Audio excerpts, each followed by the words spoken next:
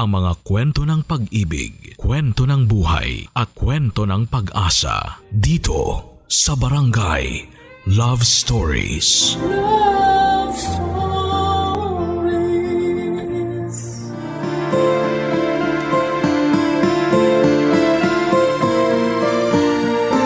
Mga kapuso, may dahilan kung bakit natin nakikilala ang isang tao. Nasa atin kung ituturing natin yung sumpa o isang biyaya. Ikaw, kabarangay, meron ka bang tao na hindi mo makakalimutan?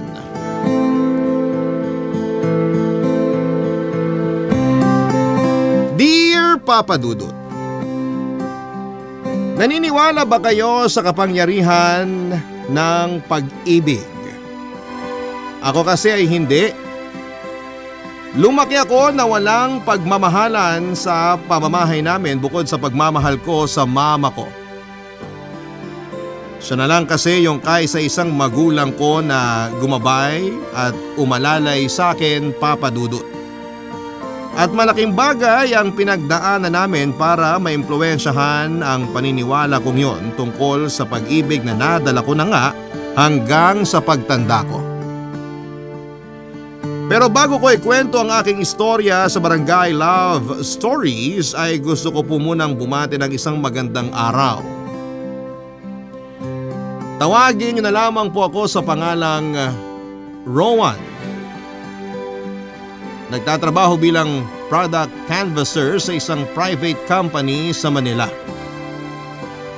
Minsan kong napakinggan ang programa mo, Papa Dudut, noong naipit kami sa matinding traffic habang nakaangkas ako sa isang motorsiklo.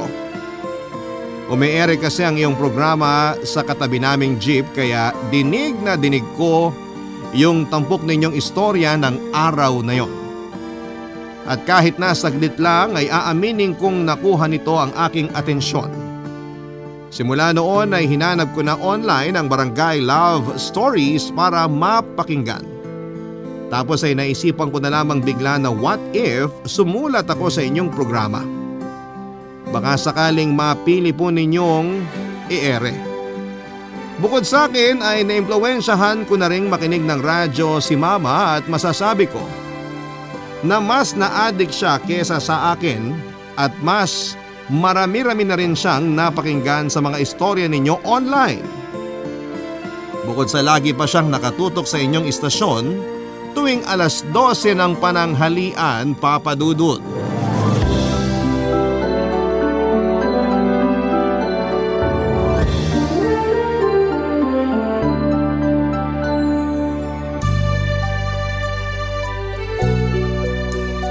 Ma!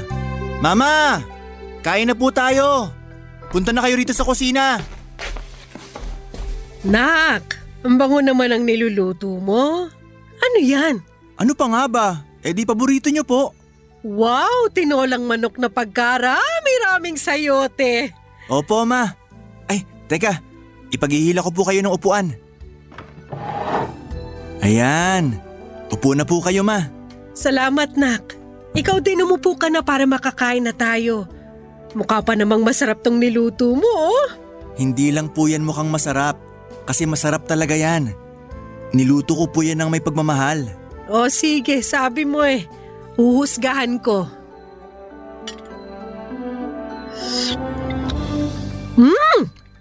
Totoo nga! Masarap! Kitams? Alam ko po na paborito niya yung tinola. Kaya inaral ko talaga paano magluto ng masarap at may pagmamahal. Salamat, Nak, ha? Hindi mo ko pinababayaan. Ang bait-bait mo sa akin. Kasi po, mama ko kayo. Kaya bakit ko kayo pababayaan? Naisip ko lang naman pero kaya ko namang sarili ko, anak. Kaya hindi mo na ako dapat masyadong alalahanin. Ma, saan na naman po papuntang usapang ito? Ang ibig kong sabihin, mag-girlfriend ka na, Nak. Kasi kung inaalala mo na wala magbabantay sa akin pag nagkaroon ka na ng girlfriend, ngayon palang sinasabi ko na sa'yo, kaya ko ang sarili ko. Marunong naman ako magluto para may makakain ako. Hindi ko naman po iniisip na hindi nyo kaya magluto, Ma. Siyempre, yung mga luto nyo nga yung pinakamasarap sa lahat na natikman ko. Kaya nga mana po ako sa inyo, di ba? Naku, binola mo pa ako. Hindi ko po kayo binobola. Sinasabi ko lang po yung totoo. O siya, sige. Pero bakit hindi ka pa rin nag-girlfriend? Wala ka bang natitipuhan sa mga katrabaho mo? O babaeng nakikilala sa paligid? Wala po, ma. Tsaka hindi naman po ako naghahanap. Kahit na. Masarap pa rin yung may minamahal. Bigla ko tuloy naalala yung kwento na katatapos ko palang pakinggan sa Barangay Love Stories. Grabe yun! Naiyak pa nga ako pero masaya naman kasi sila pa rin na nagkatuluyan sa dulo. Masaya nga po pero parang di naman lahat ng tao sa pagkakaroon ng love life mapupunta. Huwag mong sabihin yan. Baka tumanda kang binata, anak. Wala naman po masama sa pagtandang binata. Kesa pumasok nga ako sa isang relasyon tapos hindi ko naman mapangatawanan. Bakit kasi ganyan ka mag-isip? Natatakot po akong maging katulad ni Papa. Hindi ka magiging katulad ng ama mo kasi magkaibang tao kayo. Kung hindi po ako magiging katulad niya, ayoko rin pong maging katulad niyo, Ma. Kasi hanggang sa huli, minahal niyo pa rin si Papa. Kahit na lagi niya kayong sinasaktan at pinagsasalitaan ng hindi maganda. Hindi ko mabitiwan ang papa mo kasi alam kong walang mag-aalaga sa kanya. Kaya sinamahan ko na lang siya hanggang sa huling hininga niya, anak. Tungkol naman dun sa sinasabi mong sinasaktan at pinagsasalitaan niya ako ng hindi maganda, napatawad ko na siya. Nakaraan na yun eh. Paano niyo po siya nagawang patawarin ng ganon-ganon lang, Ma? Kasi nga, mahal ko siya. Pag mahal mo ang isang tao, marunong kang magpatawad. Mahal ko po si Papa, pero hindi ko po siya kayang patawarin. Hayaan mo na. Naniniwala ako na darating yung araw na mapapatawad mo rin ang papa mo. Kasi alam ko maraming pagmamahal dyan sa puso mo. Huwag mong hayaang mawala yon dahil lang sa ginawa niya sa akin noon. Oo, hindi siya naging mabuting asawa sa akin pero naging mabuting tatay naman siya sa'yo. Pinag-aral ka niya, binuhay niya tayo. Sapat na yon para mahalin mo siya katulad ng pagmamahal ko sa kanya, nak. Hindi po yun ang unang beses na tinanong ni Mama ang tungkol sa love life ko, Papa Dudut. Pero sa bawat pangungumusta niya ay pare-pareho lang ang sagot ko. Wala at wala akong planong pumasok sa isang relasyon dahil pakiramdam ko ay wala akong kakayahang magmahal ng ibang tao bilang boyfriend o asawa nila. At hindi rin ako ganong katiwala sa sarili ko na magiging mabuting tatay ako sa magiging anak ko sakaling bumuo na ako ng sariling pamilya. Hindi niyo ako masisisi, matindi yung trauma ko sa pinagnaanan ng mama ko sa kamay ng papa ko, Papa Dudut. Battered wife si mama, abuser niya si papa. At nagsimula yon noong 3 taong gulang pa lamang ako hanggang tumutong ako ng 16 anyos. Nang magsakit si Papa ng cancer sa abdo ay doon lang nakapagpahinga ang katawan ng mama ko mula sa pambubugbog niya. Pero katakot-takot na insulto pa rin at pagyuyurak sa pagkatao niya ang inabot ng mama ko mula sa matalim na dila ni Papa. Siloso kasi siya tapos ay mainitin pa ang ulo, Papa Dudut. Madalas ko na lamang na nakikitang umiiyak ng patago si Mama.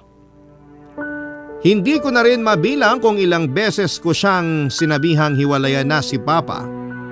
Pero hindi niya magawa-gawa dahil umaasa siyang magbabago pa ito. Pero hindi na po yun nangyari hanggang sa mamatay na lamang si Papa. Pero hindi ko pa rin maintindihan si Mama kasi nung burol at libing ni Papa ay umiyak pa rin siya na para bang napakabuting tao nang iniiyakan niya. Samantalang ako ay wala ni isang luha ang pumatak, Papa Dudut. Sa isip ko ay bakit ko pag-aaksayahan ang panahon na pagluksaan ang taong dahilan kung bakit lumaki akong walang mabuting ehemplo sa pag-ibig. Hindi rin maganda ang pamarisa ng paraan ng pagmamahal ni Mama kaya wala akong huwaran. Pero lahat ng yon ay nagbago nang makilala ko sina Lolo Amorsolo at Lola Dolor, Papa Dudut.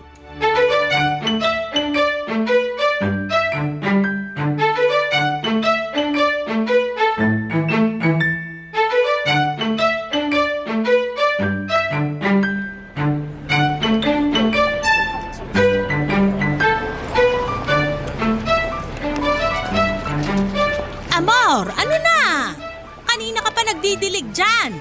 Nalulunod na yata mga halaman ko sa'yo. Pumasok ka na nga ritong matanda ka.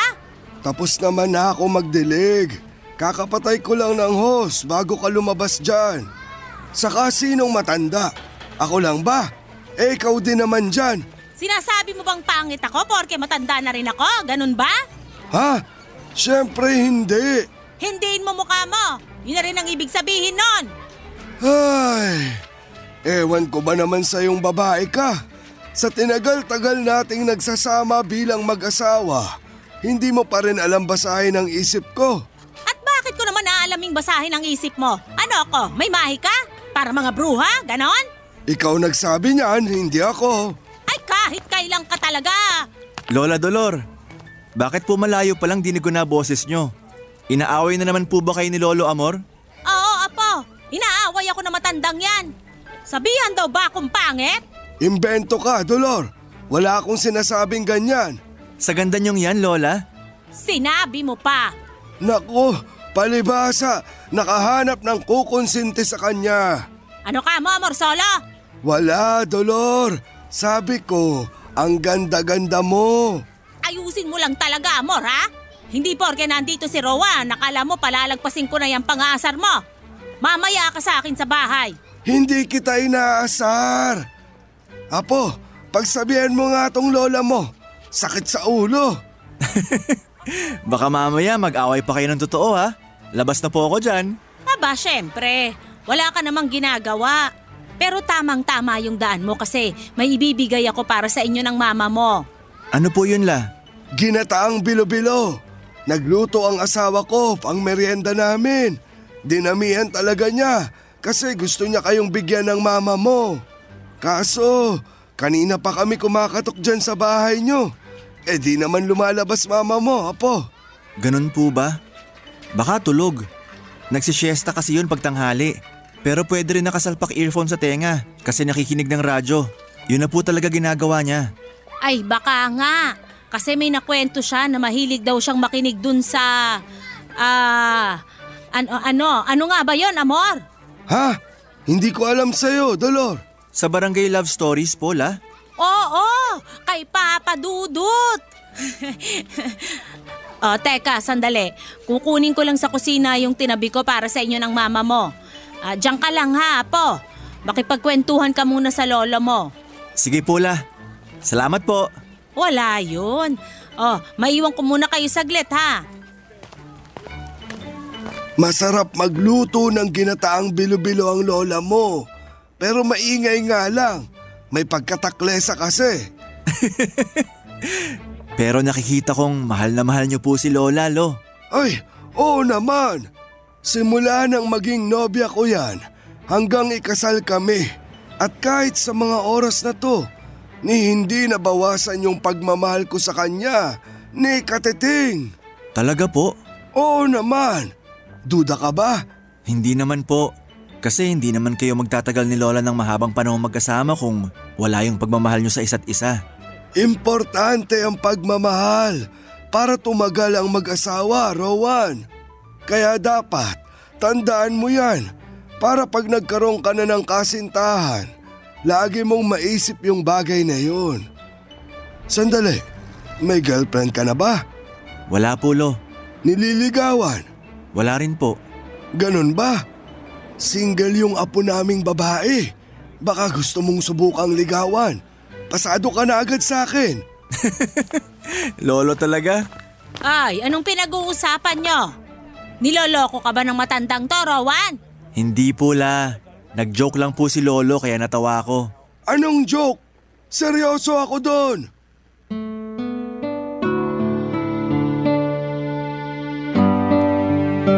Mag-asawa po sina Lolo at Lola na lumipat sa katapat naming bahay. Apo nila yung dalagang lagi kong nakikita na naglalabas-labas masok doon pero hindi naman namamansin kapag nakakasalubong kami. Wala rin naman akong pakialam, Papa Dudut, pero nakakatuwa lang yung ikwento namin ng dalawang matanda. Pakiramdam ko ay nakaranas akong magkaroon ng lolo at lola sa katauhan nila. Hindi kasi ako close sa mga lolo at lola ko at hindi ko rin sila nakilala kasi tinakwil nila si mama dahil nakipagtanan sa papa ko. Sa side naman ni papa ay parehong pumanaw na noong bago pa ako isilang, Papa Dudut. Bukod doon ay nakaka-refresh ng sistema yung bangayan at banatan nilang dalawa. Kahit may edad na sina Lolo Amorsolo at Lola Dolor ay para sa akin ay para silang mga bagets kung umasta. Kinatagalan ay marami silang sinabi tungkol sa kung paanong mahal na mahal nila ang isa't isa. Aaminin ko na bago sa aking pandinig ang mga bagay na yon. Kaya nung una ay naumay po talaga ako.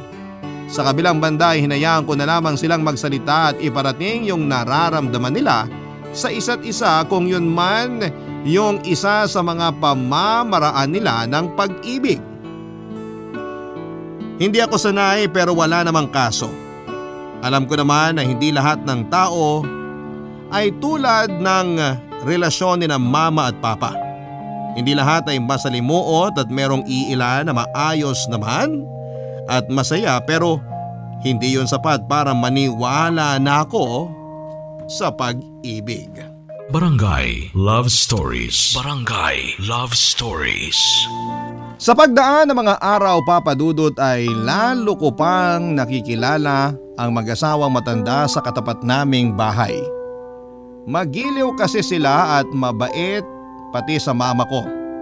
Si Lolo Amorsolo, kung ilalarawan ko sa pisikal na katangian ay masasabi kong may katangkaran, nasa 6-footer siya. Matikas ang kanyang pangangatawan at may guwapong itsura. Pero sa kabila ng lalaking datingan niya ay takot siya kay Lola Dolor. Tuwing umuuwi ako sa trabaho, lalo na kapag maaga akong nakakapag-out, ay nakikita ko silang nakatambay sa may garahe ng bahay nila para magkwentuhan, para kumain o di kaya ay magpahangin. Tapos ay lagi nila akong kinakawayan at binabati. Hindi naman kasi mataas yung gate nila. Kapag ganon ay humihinto ako para kumaway sa kanilang pabalik, Papa Dudut. Ilang beses noong holiday ay wala kaming pasok.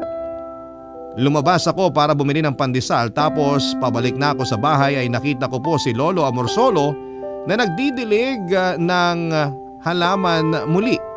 Tinawag niya ako para samahan siyang magkape, bagay na hindi ko na tinanggihan pa. Nagpaalam ako kay mama na noon ay abala sa pagbuborda, bagay na naging hobby na niya simula nang mawala ang tatay ko, Papa Dudut. Kaya ayon, matapos kong magtimpla ng kape at kumuha ng ilang perasong pandesal ay agad na akong pumunta sa bahay nina Lolo at ni Lola.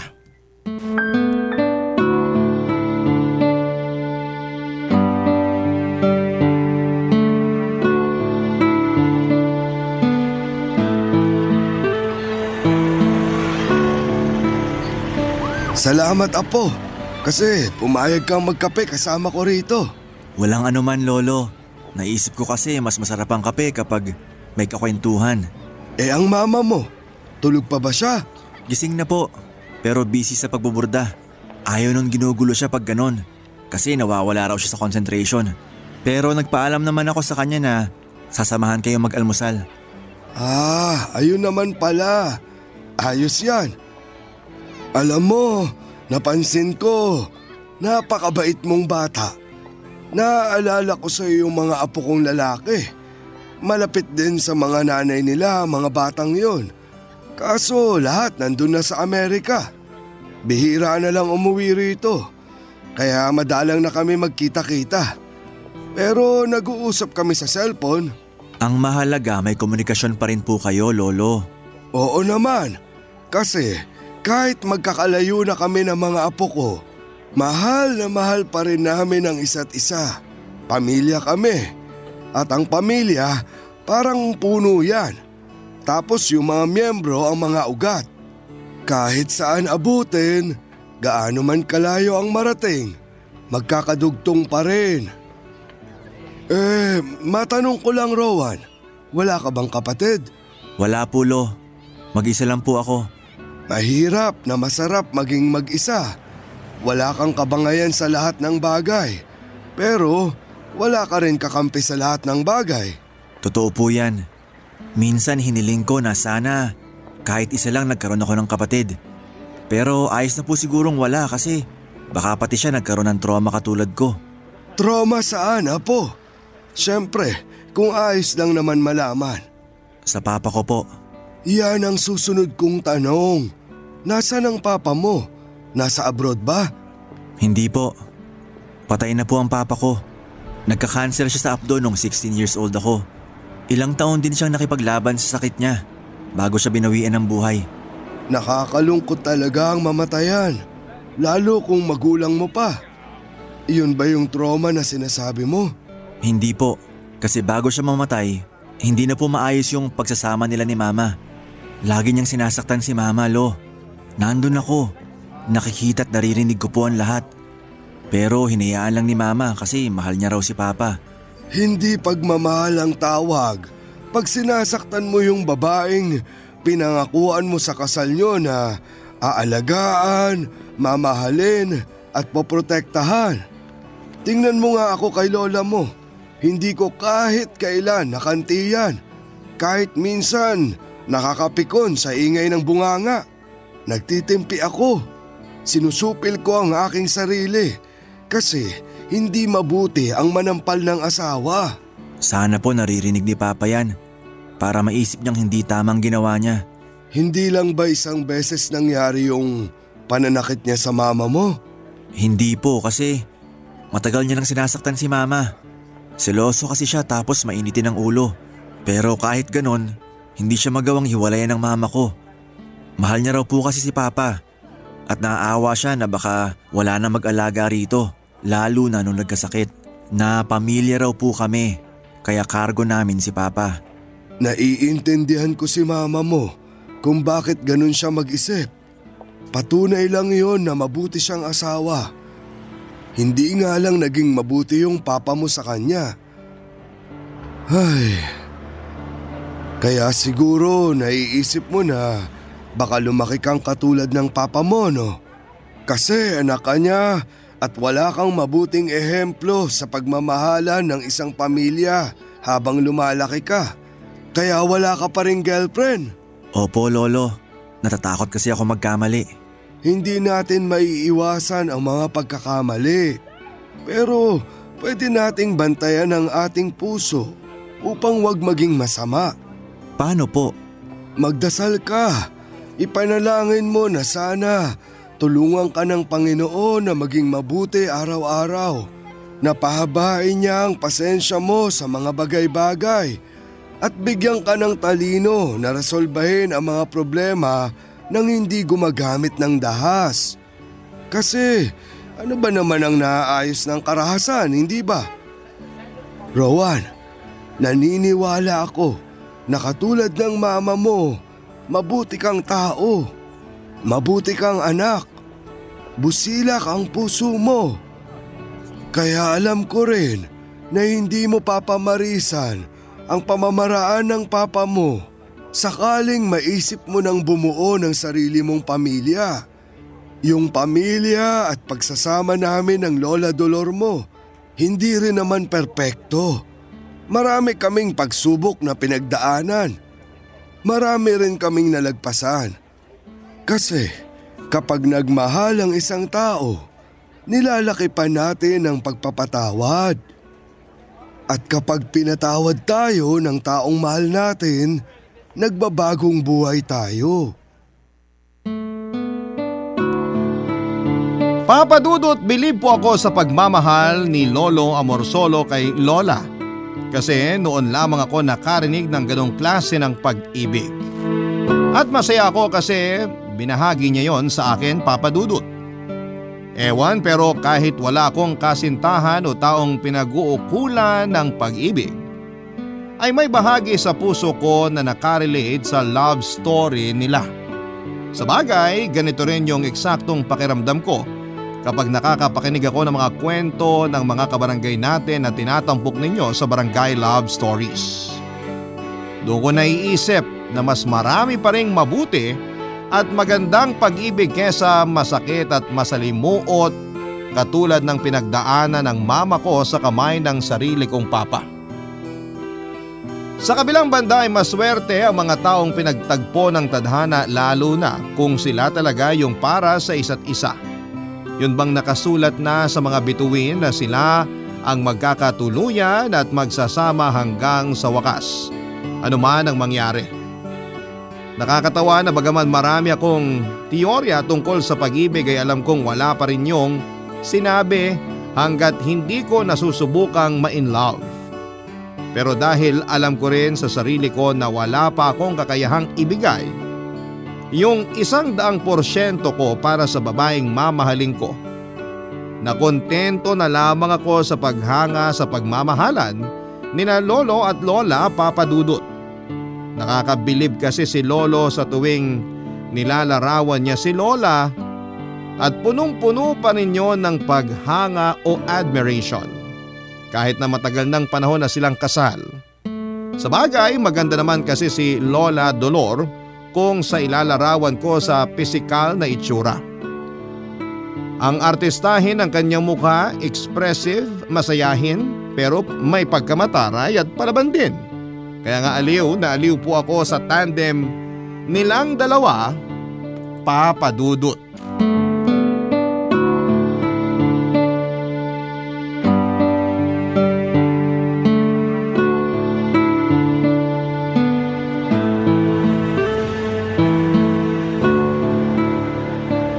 Lola Dolor, nasarapan po kami ni Mama sa ginataang bilo-bilo na bigay nyo noong nakaraan.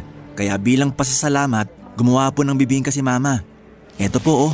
Ay nako, salamat Rowan. Nag-abala ka pa. Pasok ka, dali. Bukas yung gate. Dali na, apo. Sige po.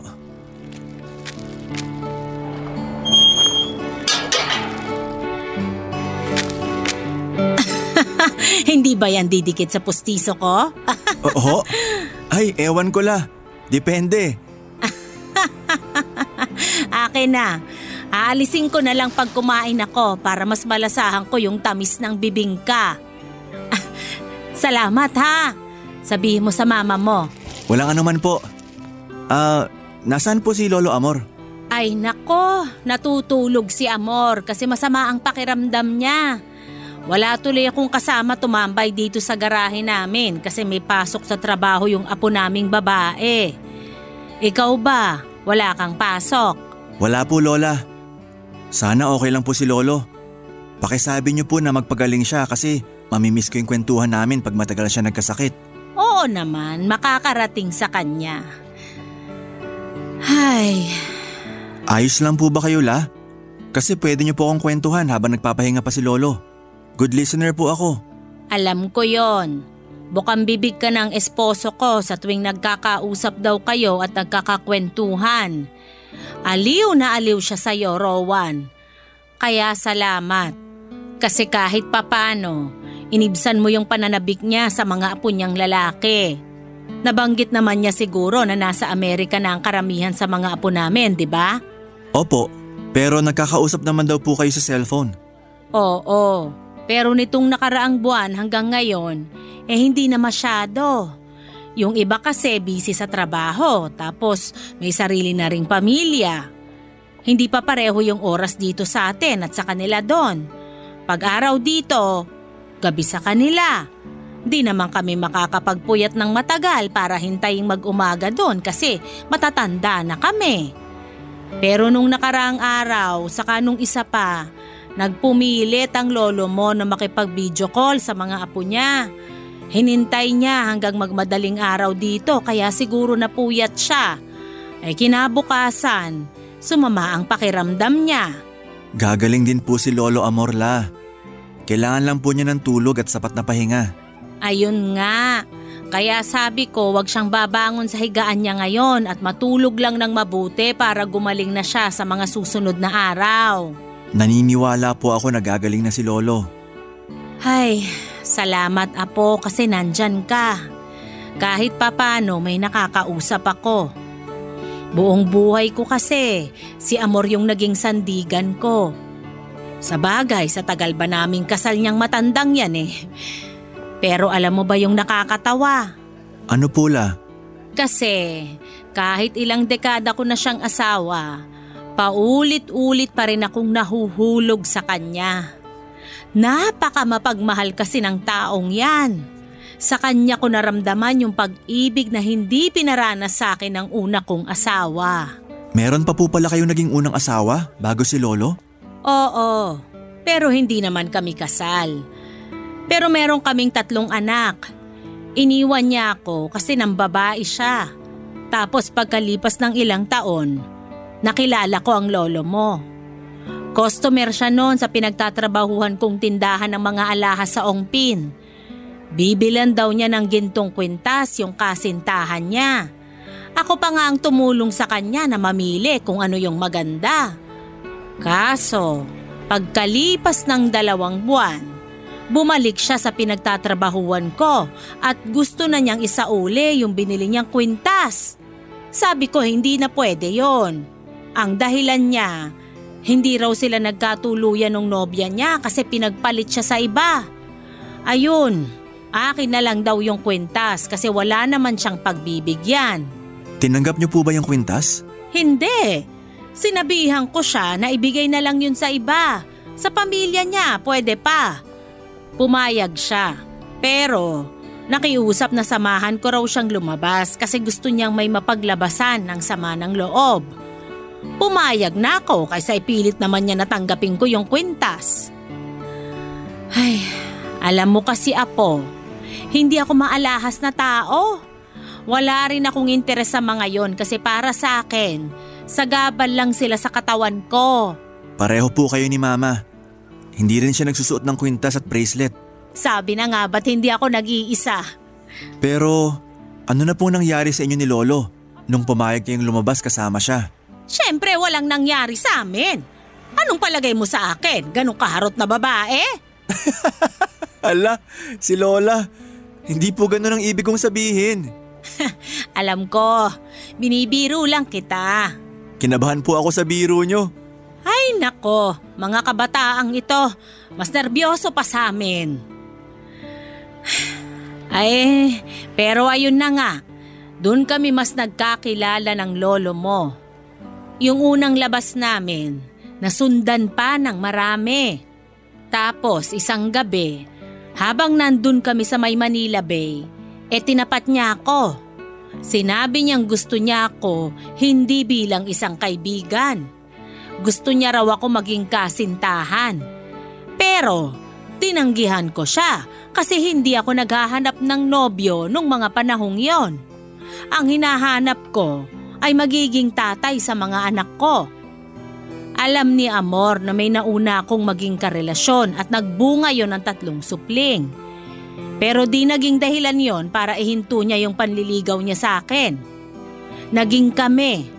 Pumayag akong makasal sa kanya at opisyal siyang naging tatay sa mga anak ko. Bukod doon, nagkaroon din kami ng 4 na anak.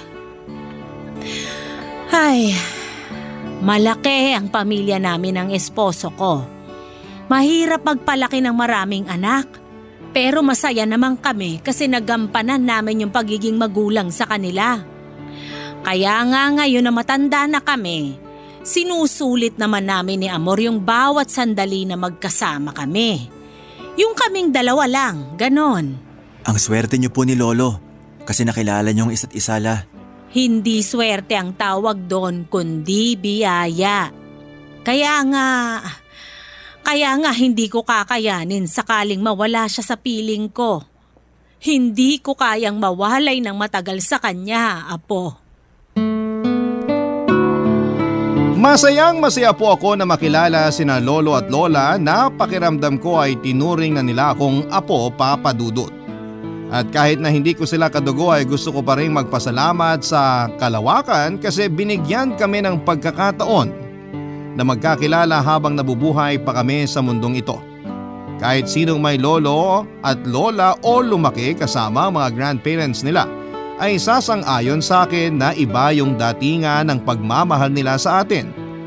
Pati na rin kung paano nila ibabahagi yung mga karanasan nila sa buhay na masasabi kong malaking tulong at gabay na pwede nating gamitin habang naglalakbay patayo sa mundong ito. Naging bahagi na nga po ng sistema ko sina Lolo at Lola Papa Dudut. Nakilala ko na rin ang apo nilang dalaga na masasabi kong hindi naman pala suplada. Tapos ini-invite rin nila kami ni Mama kapag may okasyon ang munti nilang pamilya. Siyempre ganon din kami kaya masaya ako dahil para kami nagkaroon ng extended family sa katauhan nila. Kaya nga noong bigla ulit nagkasakit si Lolo Amorsolo at sunod-sunod yung pagka-ospital niya ay labis po kaming nag-alala at naapektuhan ng mama ko, Papa Dudut.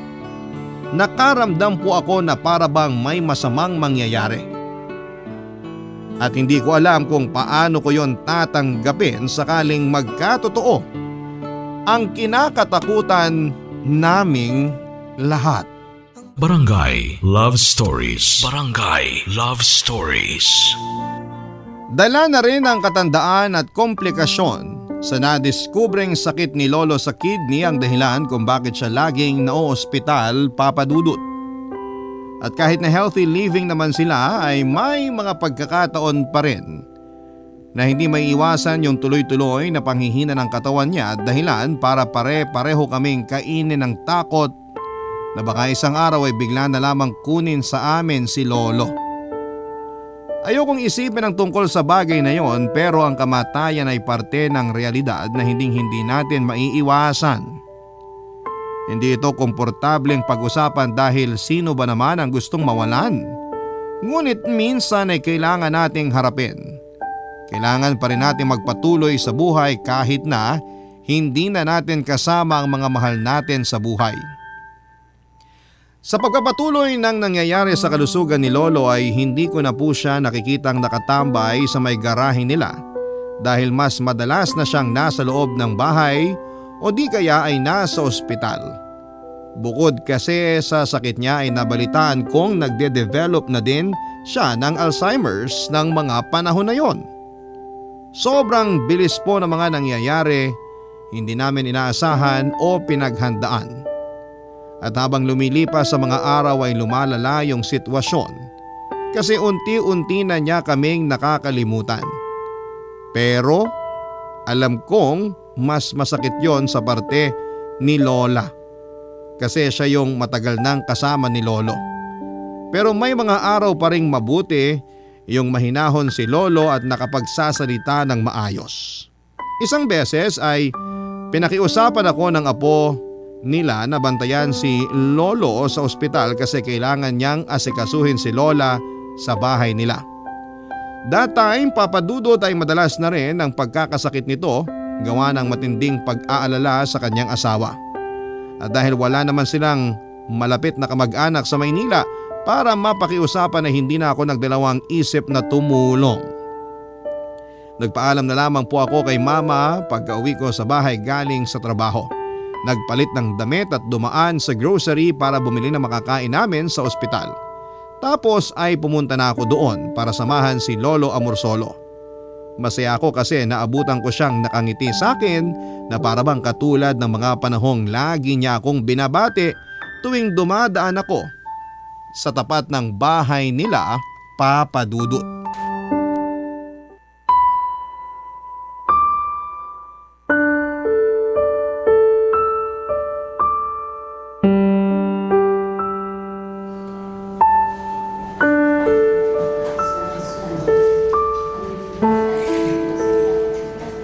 Rowan, apo, buti na lang dinalaw mo ko rito. Parang ang tagal na kitang di nakikita. Tagal niyo na rin po kasing nandito sa ospital, Lo. Ayoko na nga rito kasi namimiss ko na yung bahay namin. Pati yung mga halamang dinidiligan ko pag umaga at hapon. Pero higit kong namimiss ang Lola Dolor mo. Namimiss na rin po kayo ni Lola. Alam mo ba kung kailan siya dadalaw dito? Kasi parang hindi ko pa kayang lumakad paalis dito sa higaan ko. Makauwi pa kaya sa bahay namin? Hindi ko po alam, pero baka bukas pumunta sila kasama yung apo nyo. Sana nga, Kasi gustong gusto ko na siyang makita. Kahit sungitan niya ako, kahit tarayan niya ako, ayos lang. Basta makita ko siya at marinig ko yung boses niya. Makikita niyo po ulit si Lola. Kaya dapat magpagaling na po kayo, Lo. Tatambay pa po tayo sa garahe niyo at magkukwentuhan. Gusto ko nga sanang gawin ulit yung mga bagay na yon. Pero parang hindi ko na kaya, Apo. Ay, mahina na ako. Tapos masakit na rin ang katawan ko. Lolo, wag niyo pong sabihin yan. Naniniwala po akong gagaling kayo. Gusto kong maniwala katulad mo. Pero harapin na natin ang katotohanan na matanda na ako. Baka kung mas bata-bata pa yung katawan ko, kayanin ko pang labanan tong sakit ko. Pero alam ko, nararamdaman ko, nalalapit na ako sa kamatayan ko, Rowan. Lolo naman, hindi po namin kakayanin pag nawala kayo. Isipin niyo po si Lola Dolor. Malulungkot siya ng husto pag iniwan niyo siya. Mahal na mahal kayo ni Lola. Mahal na mahal ko rin siya. Siya lang yung kaisa-isang babae na gusto kong makasama at maging asawa ulit kung meron mang susunod na buhay. Kaya sana marinig ng Diyos ang panalangin ko na pagtagpuin niya ulit kami ni Dolor kapag pareho na kaming nawala sa mundong ito. Wala pong mawawala sa inyo ni Lola, Lo. Magsasama pa po kayo ng matagal. Gustuhin ko man, pero pagod na ako. Pagod na ako, Apo. Parang anumang sandali, bibigay na ang katawan ko. Nalulungkot lang ako kasi kailangan ko nang mauna. Pero wala naman akong pinagsisisihan kasi naigugol ko naman ng mabuti at matiwasay yung buhay ko dito sa mundo bago ako mawala. Naging ama ako sa marami naming anak, naging lolo sa mas marami naming apo. Ngunit higit sa lahat, naging mabuting asawa ako para kay Dolor. Hindi ko po makakalimutan yung bawat kwento at aral sa buhay na tinuro niyo sa akin, Lo. Na kahit hindi niyo ako totoong apo, tinuring niyo ako na parang kadugo niyo. Salamat po sa lahat, Lo. Maraming salamat po. Walang anuman. Saka, hindi mo kailangang maging kadugo ko para ituring kong parang tunay na apo. Mahal kita, Rowan. Kasi nakikita ko sa iyo ang sarili ko nung kabataan ko. Simula kasi nang iwanan ako ng dati kong kasintahan bago ko pa makilala ang lola mo. Inisip ko na katapusan na ng mundo. Naakala ko hindi na ako magmamahal pa ng isang babae na mas higit pa sa kanya. Kaya sinabi ko noon sa sarili ko na isasarado ko na yung puso ko. Hindi na ako iibig ulit. Kaso, hewan, kasi pagdating sa Lola Dolor mo, parang ang dali ng lahat. Tapos, kinain ko lahat ng mga sinabi ko. Pero, wala akong pinagsisisihan kasi natagpuan siya ng puso ko. Siya yung pinili kong mahalin. Siya yung babae na ipinangako ko sa Diyos sa kasal namin noon na aalagaan at poprotektahan ko habang nabubuhay ako. Kaya nga ngayon na hindi ko na yun magagawa pa, pwede bang humingi ng pabor sa'yo, Apo? Sige po. Ano po yun, Lo? Ikaw na muna sana ang bahala sa lola mo kapag umalis na ako. Palagi mo siyang kwentuhan. Aliwin mo siya para hindi niya ako laging maisip o maalala. Sabihin mo sa kanya yung uso ngayon. Yung uso ngayon sa inyong mga kabataan na… Ano nga ba yon? Yung kapag nagpapaalam tapos magkikita kayo ulit? Kita-kits po? Oo, sabihin mo kay Dolor. Kita-kits. Kinabukasan ay pumunta sa ospital ang apo nila kasama si Lola Dolor at nagkaroon sila ng pagkakataon na makapag-usap ni Lolo Amorsolo, Papa Dudut. Pero hindi na ako nakinig sa pinag-usapan nila kasi pakiwari ko ay hindi naman ako dapat nandun sa kwarto na yon. Pero ayoko namang umalis kasi matapos ang pag-uusap namin ni Lolo noong gabi ay hindi na po talaga maganda ang pakiramdam ko. Hindi nga ako masyadong nakatulog habang nagbabantay sa kanya. Bale, lumabas lamang ako sa kwarto at bumili ng kape sa malapit na convenience store. Pagkatapos ay bumalik na ako at naupo sa may waiting area ng ospital. Pagkalipas ng halos 30 minutes, nakita ko naglalakad sa pasilyo ang apo nilang babae at nakita niya ako. Masaya siya kasi akala niya ay umuwi na raw ako. Papa Dudut, nagkaroon kami ng pagkakataon na pagkwentuhan ang naging takbo ng usapan at munting reunion nina Lolo at Lola habang wala ako. Sabi ng apo nila ay nagbili na raw si Lolo kay Lola, bagay na ayaw namang tanggapin ni Lola. Ramdam ko po yung sakit at lungkot na kaakibat ng mga salitang yon kasi indikasyon yon na merong mamamaalam. Wala po akong nasabi ng mga panahon na yon kasi maging ako ay lito at apektado. Tanging ginawa ko na lamang ay pakinggan at damayan ang apo nila. At samahan kasi alam kong hindi madali yung pinagdadaanan nila. Nang araw ding yon, makalipas lamang ang 6 na oras, ay tuluyan na pong namaalam si Lolo Amorsolo, Papa Dudut. Iyak po ako ng iyak at maging si Lola Dolor, maging ang kanyang apo. Sobrang sakit po ng mamamatayan ng mahal sa buhay. At kahit na hindi ko kaano-ano si Lolo Amorsolo ay nadudurog po ang puso ko sa pagkawala niya.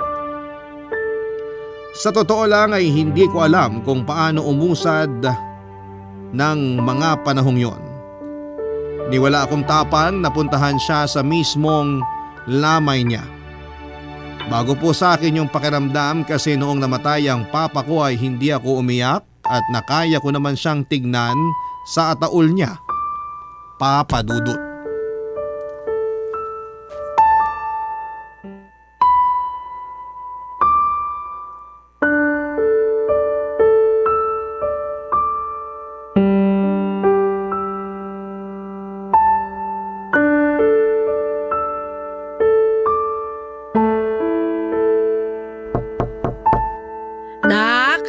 Gising ka ba? Pwede ba akong pumasok sa kwarto mo? Opo, Ma. Hindi po nakalak ang pinto. Tuloy kayo. Huling lamay na ngayon ng Lolo Amorsolo mo, nak. Hindi ba tayo pupunta para makiramay? Gusto ko po sana pero hindi ko alam kung paano harapin si Lolo. Anong ibig mong sabihin? May problema ka ba? Pwede mong ikwento kay Mama. Wala naman po akong problema, Ma. Ang ibig ko pong sabihin, baka kasi hindi ko kayanin pag nakita ko si Lolo na nasa ganon yung wala nang buhay. Masanay po kasi ako na nakikita siya na malakas at palakwento. Pero dahil sa nangyari, hindi ko na po makikita si Lolo kahit kailan. Naiintindihan kita kasi alam kong napalapit na ang loob mo sa kanya. Pati na rin sa asawa niya. Pero huling pagkakataon mo na yon na makikita ang lolo mo kasi bukas ililibing na siya. Sabi mo sa akin, ayaw mong umattend sa libing niya kaya gusto sana kitang yayain ngayon, nak. Sabi po ni Lolo sa akin nung gabi bago siya nawala, ako na raw po bahala kay Lola Dolor. Palagi ko raw pong kwentuhan si Lola para hindi niya masyadong mamimiss si Lolo. Pero nahihirapan po ako, Ma. Kasi paano ko po yun gagawin kung maging ako nagluluksa at namimiss rin si Lolo? Baka ang ibig sabihin ng lolo mo kapag mabuti na ang pakiramdam mo. Hindi ibig sabihin na wag na. Nakikita siguro ng lolo mo na matapang ka, anak. Na kapag malungkot si lola mo, kaya mong pagaanin yung loob niya. Kaya nga mahal na mahal ka nila kahit hindi mo sila totoong lolo at lola eh. Mahal na mahal ko rin sila, Ma. Sa kanila ko naramdaman yung magkaroon ng lola at lolo. Marami po akong natutuhan sa buhay mula sa mga karanasang ibinahagi nila. Malaki po ang pasasalamat ko sa kanila kasi tinuring nila akong apo. Nagpapasalamat din ako sa kanila kasi nakilala natin sila. Mabuti yung mag-asawang yun. Marami rin silang tinuro sa akin, lalong-lalo na sa pag-ibig at pagpapahalaga sa sarili. Marami akong napagtanto sa buhay na masasabi kong hindi ko agad naisip nung mga panahong matindi pa yung pagmamahal ko sa papa mo sa kabila ng mga ginawa niya sa akin. Nakakatawa kasi hinayaan ko lang ang papa mo na abusuhin ako dahil lang mahal ko siya.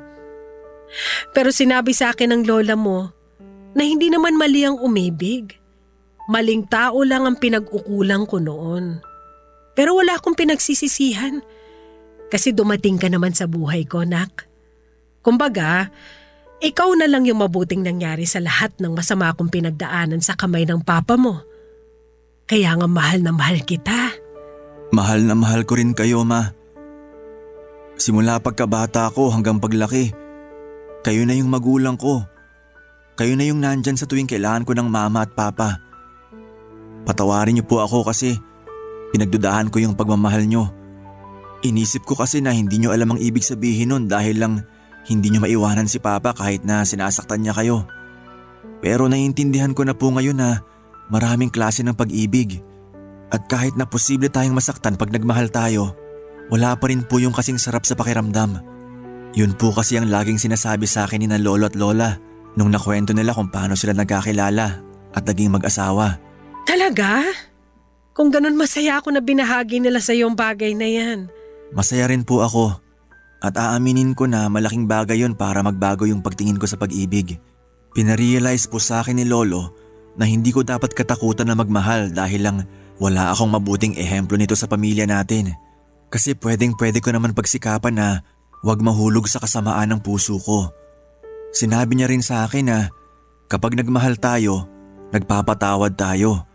At kapag pinatawad tayo ng mahal natin sa buhay, nagbabagong buhay tayo. Tama ang mga sinabi ng lolo mo, nak. Ano ba yan? Bigla ako tuloy siya na-miss. Ako rin, Ma. Ayaw mo pa rin ba siyang puntahan? Gusto po. Gusto ko na pong makita ang lolo ko. Tulad ng plano ay pumunta po kami sa huling lamay ni Lolo Amorsolo para makita siya, Papa Dudut. At habang nandun ay hindi ko po napigilang umiyak. Pero buti na lamang kasi dinamayan ako't niyakap ni Mama. Tapos nandun din si Lola Dolor na sinamahan rin naming makiramay. Masakit na malungkot po ang mga sandaling yon pero alam ko sa kaibuturan ng aking puso na nasa mabuting kalagayan na ang lolo ko. Na wala na siyang iniindang karamdaman kasi kapiling na niya ang ating Diyos sa langit. Sinabi ko rin po kay Lola Dolor ang bilin ni Lola. Pero noong araw ng libing niya ay sinabi ko po kay Lolo na pagdating ng panahon ay magkikita rin kami at magkakasama sa kabilang buhay kung totoo man pong meron ito. Papa Dudut, paulit-ulit po akong nagpapasalamat sa Diyos kasi nakilala ko sina Lolo at Lola. Malaki po ang impluwensya nila sa akin kaya nga matapos kong ihingi ng permiso sa apo nila ang pagbanggit sa istorya nila sa kwentong ipinasa ko sa inyong programa, ay hindi na po ako nagdalawang isip na ibahagi ito. Pero may malungkot po akong balita sa mga kabarangay natin. Kasi maging si Lola Dolor ay pumanaw na rin pagkaraan lamang ng isang buwan matapos mailibing si Lolo Amorsolo. Papa Dudut, bigla ko tuloy naalala yung sinabi sa akin ni Lola noon na hindi niya kayang mawalay ng matagal kay Lolo. Kaya siguro'y sumunod siya kaagad dito para magkasama na sila sa kabilang buhay. Maraming salamat po Papa Dudut sakaling mapili po ninyong itampok ang istorya ng buhay ko at mga taong naging biyaya sa buhay ko. Sana katulad ko ay kinapulutan din po ito ng aral at inspirasyon ng ating mga kabarangay. God bless and more power sa Barangay Love Stories. Ang inyong forever kapuso, Rowan. Nagustuhan ng iyong napakinggan? Ituloy yan via live stream sa www.gmanetwork.com/radio. Barangay LS 97.1 Forever